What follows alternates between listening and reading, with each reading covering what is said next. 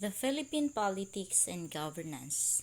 Now we will discuss the module 2 of this subject, which is the political ideas and ideologies.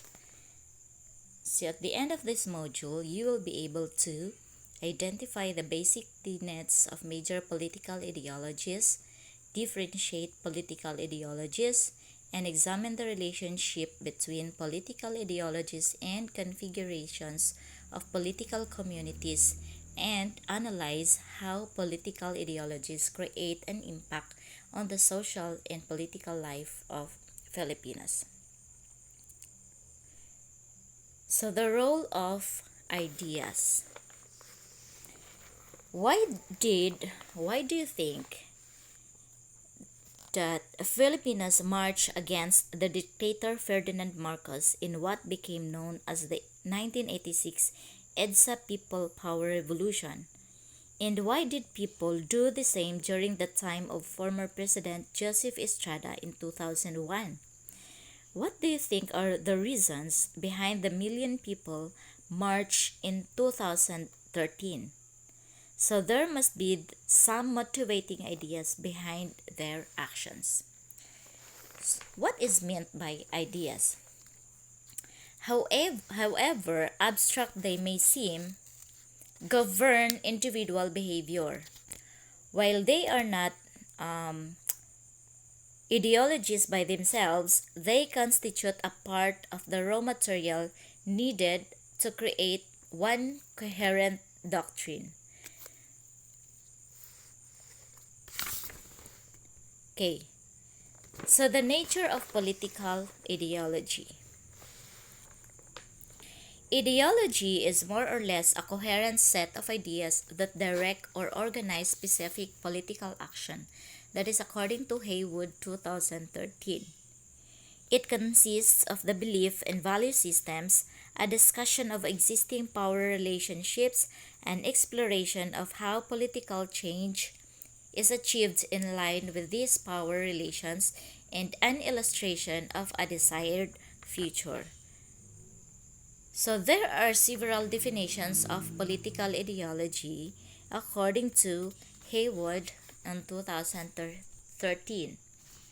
First is ideology. Political ideology is a political belief system.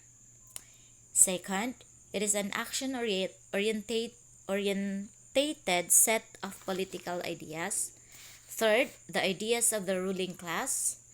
Fourth, the worldview of a particular social class or social group.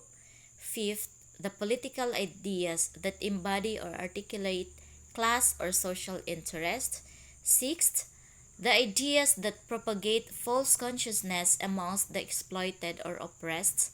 Seventh, the ideas that situate the individual within a social context generate a sense of collective belonging. The eighth, an officially sanctioned set of ideas used to legitimize a political systems or regime. And the ninth, it is an all-embracing political doctrine that claims a monopoly of truth. And the last one, it is an abstract and highly systematic set of political ideas. Okay, before focusing on the major political ideologies, it is important to present first the spectrum of political attitudes. So whether an individual is radical, liberal, moderate, conservative, or reactionary is largely represented by his or her political values and beliefs in a political change. So you must have heard before the terms leftist or rightist, and you might have wondered why they really mean in political discourse. Okay, so each of these is an advocate of a particular political value and possesses a political attitude about changing the status quo or the existing conditions. So there are major political ideologies. So we have here a table representing the major political ideologies and its key ideas and theories. So first we have the liberalism.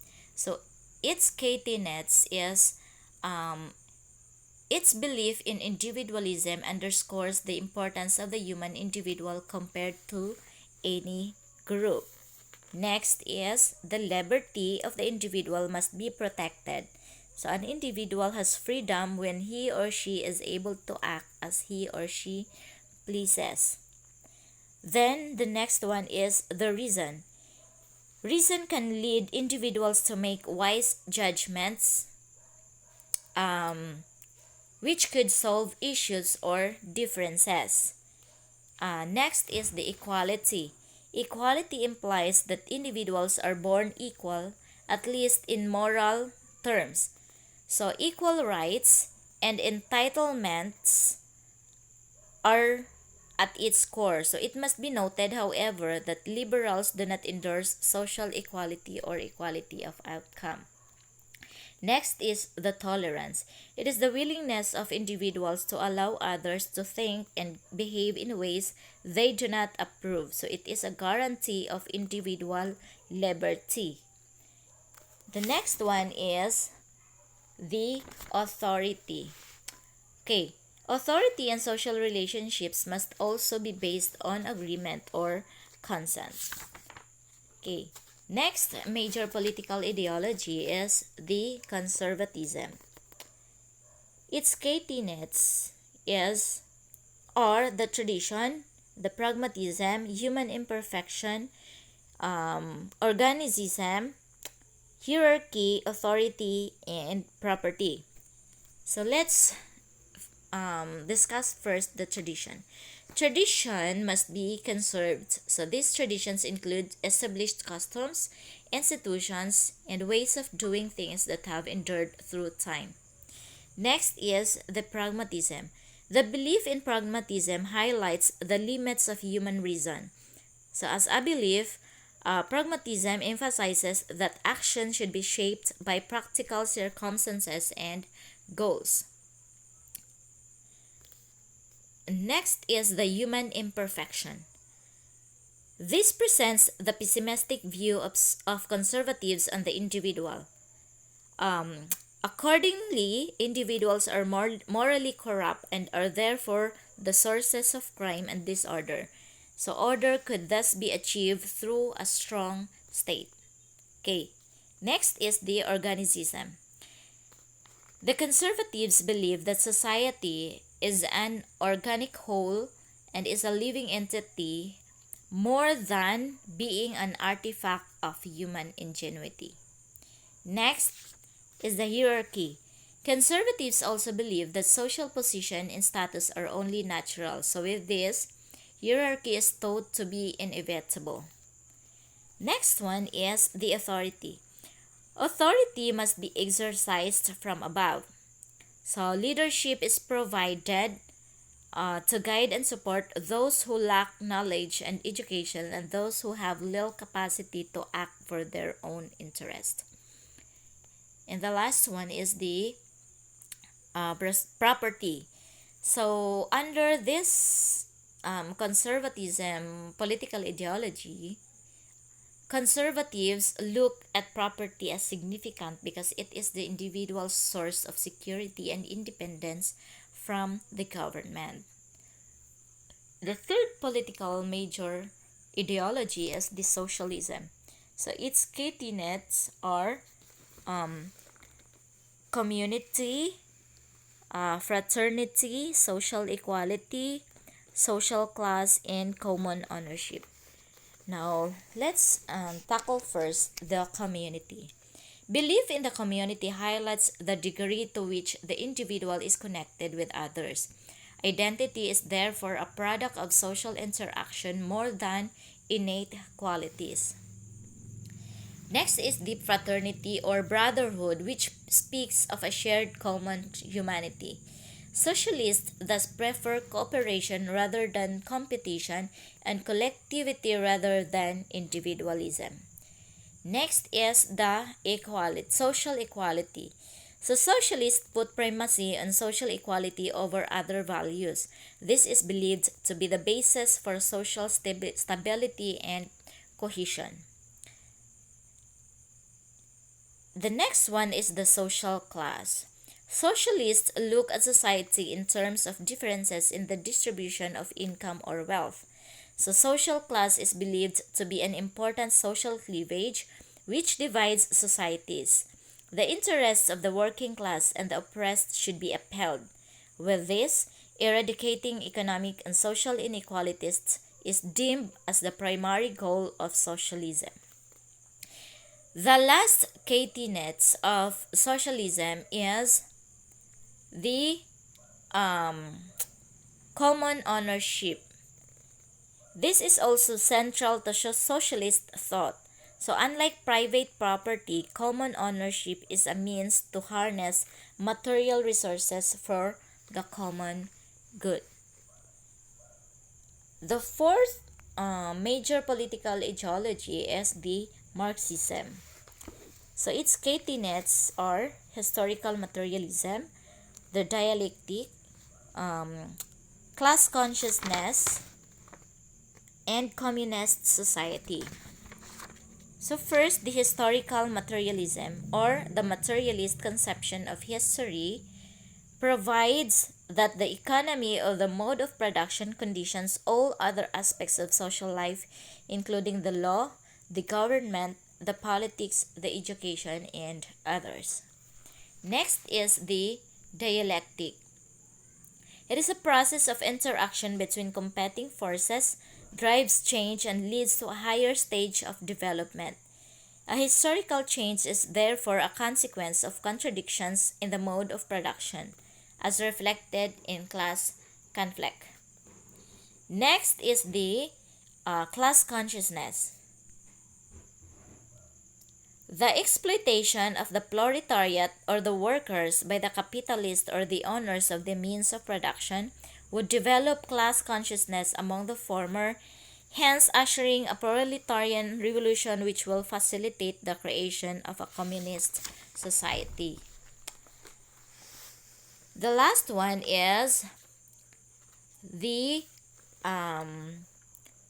communist society.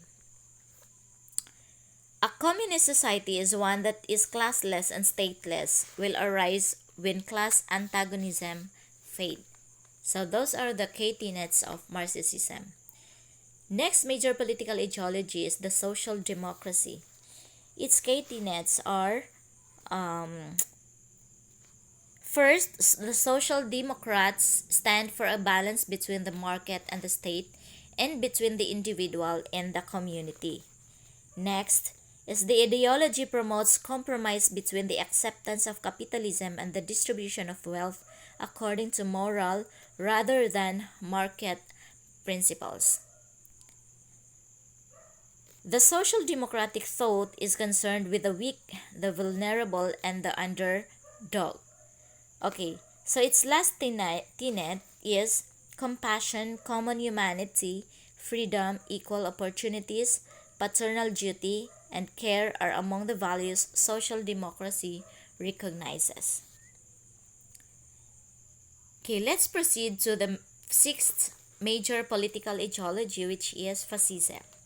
So its key tenets are, first, Fascism is an ultra-nationalist ideology.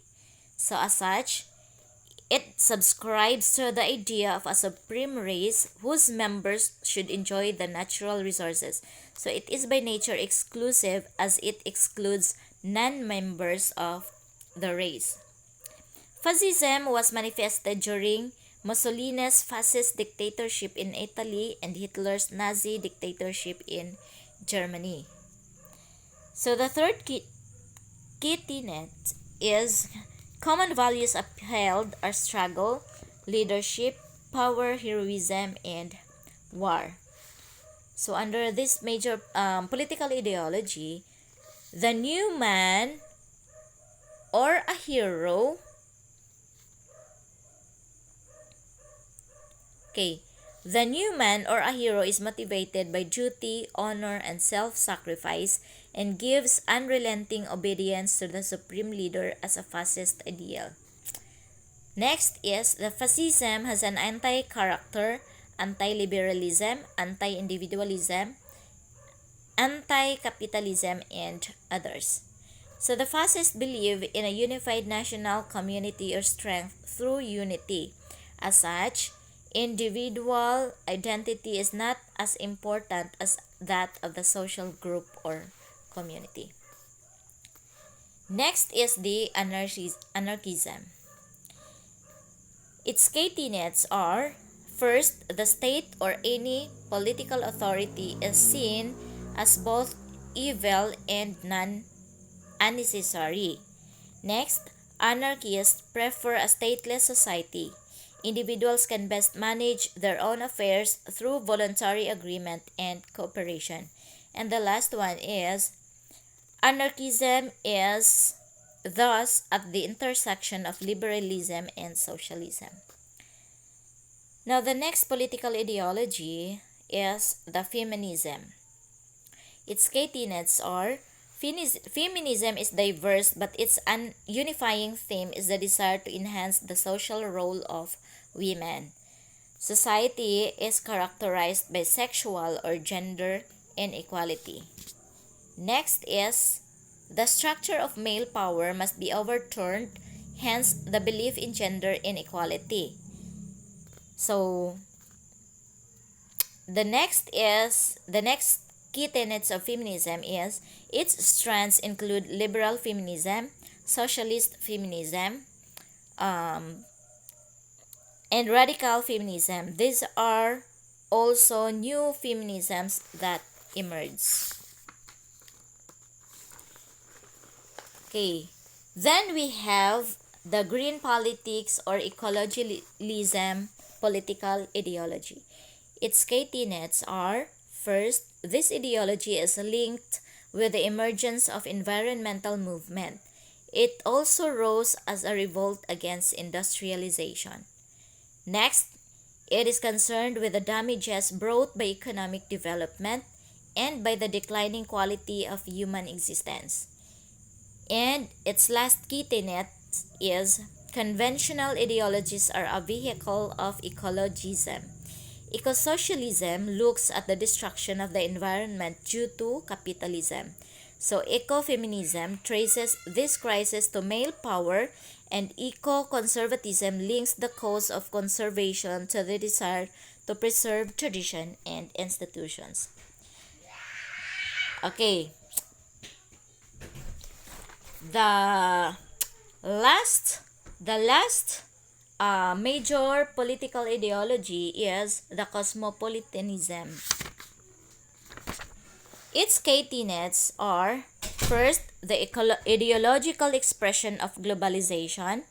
Second, it is a belief in a cosmopolis or a world state, and it is thus associated with the project of world government. Next, its modern cosmopolitanism tends to have a moral or a cultural character, believing that the world constitutes a single moral community. And the last one is cosmopolitanism focuses on the idea that all other people in the world have obligations to each other regardless of nationality, ethnicity, and the like. Okay. So that ends the module 2, which is the political ideas and ideologies.